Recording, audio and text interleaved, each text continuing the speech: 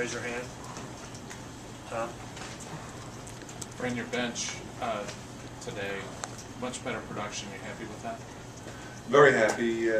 You know, it's something that we've come to expect. You know, it didn't happen in the last game, but I suspected today they would be ready, and they performed really well. Fran, can you talk about the play of Gabriel? He was good in both halves and really gave you energy when you needed it. You know, and he was really consistent. You know, he didn't make many mistakes at all. The shots he took, but you know, he runs out, he puts pressure on the opposition with his running ability. He guarded ball screens extremely well, which is important against Northwestern. He was all over the glass. He finished around the basket.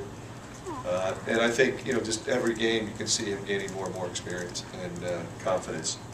Coach, did you see any differences in Northwestern's defense? I mean, the results don't really bear it out compared to last game or this one. Well, they fought us hard. I mean, Chris really has them playing, you know, with a mindset that has really been impressive. You know, you look at the first half, and you know, they're right there, you know, with us. I thought we played reasonably well. You know, I felt fortunate to score at the buzzer. Otherwise, it would have been a 4-point game. You know, what Northwestern forces you to do now is, if you don't match the intensity level, you're going to get beat. You know, I thought one of the advantages that we had is our depth. You know, Chris doesn't have as much depth as we do. So if we could keep running fresh bodies at, you know, Crawford, Demps, and Cobb in particular, and really make it difficult for Ola with our size, that, you know, they would have a hard time scoring over a 40-minute period. So I think our defense and our rebounding was obviously very effective today. Fran, when you look at Gazelle, he was 6-1, 6 assists to 1 turnover, had 11 points. But he also seemed to make some key shots and be a little bit more aggressive than what we've seen. Well, I thought, you know, that and, you know, defensively, you know, once they went to the different lineup with Cobb at the point, you know, we got to get up into his space. Mike got after Cobb, got after him on ball screens, and Mike didn't seem to tire. You know, I was able to get him out in both halves, play 26 minutes. You expect 6-1, but I think you're right, Scott. I think the 3 that put us up 11 was our first double-digit lead. That was a huge basket for us. Coach, you mentioned the tempo. Is there anything else in the second half that really allowed you guys to run away with the game? Well, it was simply this. We got stops. And in the first half, they scored at a more consistent pace, which enabled them to get their defense back. We got stops and runouts, and I rotated people, and we were really sprinting. And in doing so, we were able to drive and attack essentially a split defense as opposed to a stacked defense, and that's how we got into the bonus as quickly as we did. Your next game. Mike, wait for the mic. I'm sorry. Your next game, Tuesday night, there's going to be a lot of talk about it. What's your feelings about it right now? You know what, Mike? You know, for us, it's no different. You know, you just prepare for the next game. What do we have to do to beat Northwestern? What do we have to do to beat Michigan State? You know, we're going to lock into a game plan. Obviously, we're well aware of what Michigan State has done this year, what they have done, you know, under Coach Izzo. They've got one of the best teams in the country. They were preseason 1, you know, 1 or 2 right now, 3, you know, right in there. And they've done it with Adrian Payne being out, which is impressive. He's done a great job developing his bench. It'll be a phenomenal atmosphere, so I think from that standpoint, we're looking forward to that. We appreciate our fans. We appreciate them showing up the way they did today and making a difference in this game in terms of our energy level. I mean, our energy level will be very high, you know, for that one. But we have tremendous respect for Michigan State, but we'll be ready. Fran, in the first half, you doubled them up in rebounding. I think you shot 52% from the field, but turnovers seem to be an issue. I think Turnovers were probably at 10. You know, I told the guys at halftime I didn't think we could turn it over 10 times in the second half and win.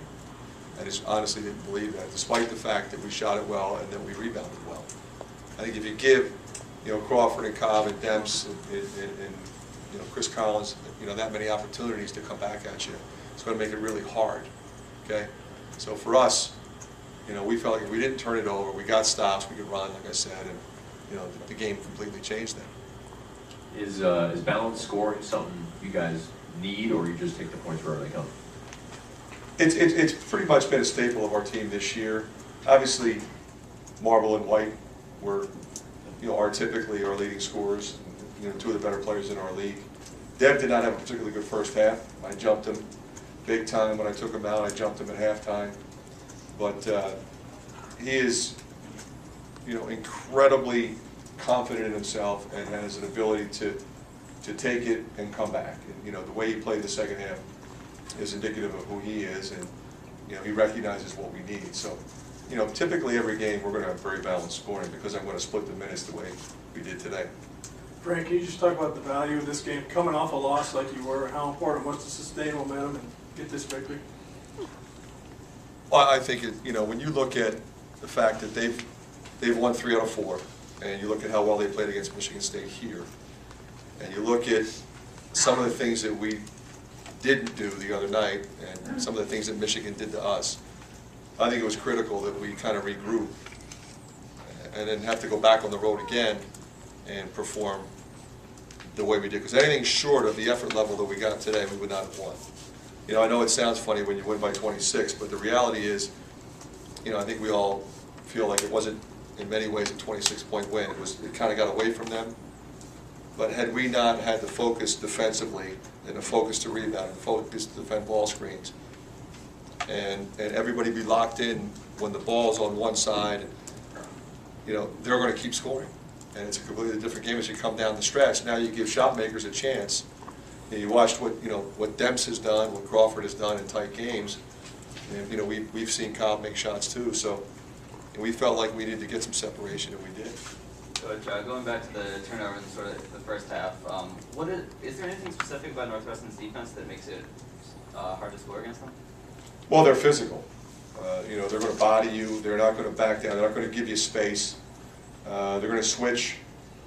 So your screening action is a little different. They're switching. They're bodying up.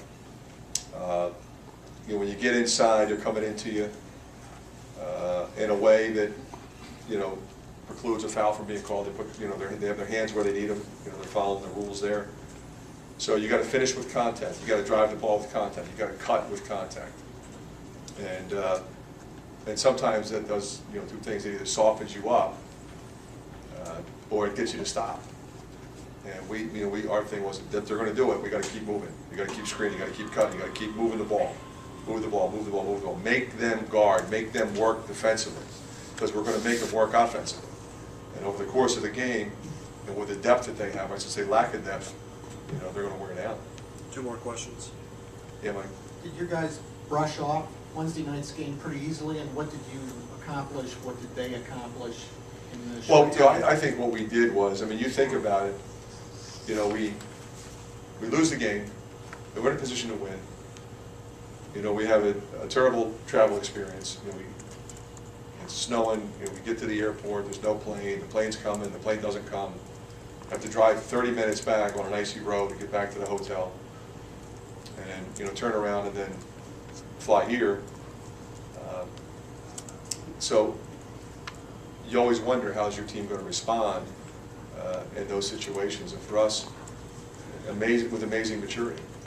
They locked into the game plan on Thursday. They had great practice on Friday, got on the bus.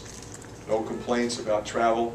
Just go and play the next team and follow the game plan. That's what they did.